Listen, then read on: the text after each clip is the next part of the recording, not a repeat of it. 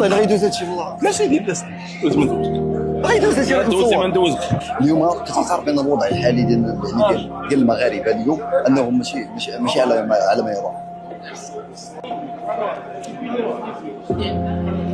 ما عندكش جواب؟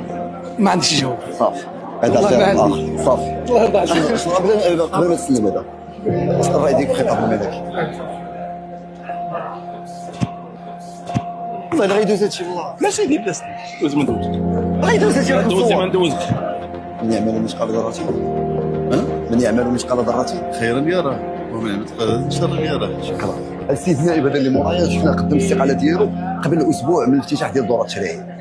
بزاف ديال الناس قالوا بانها بغى يدير بها البث. شفنا عاوتاني راجع عليها وجا البرلمان غنسولو كيفاش القضيه ديال الاستقاله تراجع عليها. كيفاش بعدا درتي هذه الاستقاله هذه حسب المطالب الشعبيه؟ واش هي زعما كما كيقولوا في مواقع التواصل الاجتماعي كاين واحد القسم كيقول لك لا هذه شعبويه وركب على الموجه، وكاين واحد الفئه اخرى قال لك علاش تراجع على الاستقاله؟ كل واحد عنده القراءة ديالو. نعم. تراجعت على الاستقالة لأن الظرفية غير ملائمة. أنا خديتها بهذاك، ولكن هذه الظرفية هذه جات صاحب الجلالة غادي يلقي الخطاب ديالو خصو يحضر.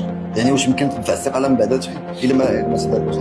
حنا دابا في الرقابة كبرلمانيين كحزب الأصالة والمعاصرة غادي نمشيو في الرقابة وغادي نمشيو في العمل ديالنا التشريعي كما العادة، ولكن المساءلة ديال الوزراء من خلال الأسئلة الشفهية والكتابية ولا المهام الاستطلاعية إلا ما كانش الاستجابة وإلا ما كانش، حيت كاينين وزراء اللي ما كيجاوبوش في التليفون، ما كيجاوبوش على الأسئلة الكتابية. واحد العادة تسول البرلمان. واش انت على علم بان من المطالب ديال جيل زيد مغادره هذه الحكومه؟ انت على علم بها ولا لا؟ انا نقول لك واحد القضيه، انا كنسمع لكلشي. لو سمعتي هذا المطلب بعدا انا كنسمع كلشي، ما غاتجاوبنيش. لا داك الشيء اللي قلتي ولا داك الشيء اللي ما قلتيش. انا كنسمع كلشي، انا اذن صاغيه لهاد الشباب. نعم. وكنأكد لك نعم. بان المطالب ديالهم راه وصلات.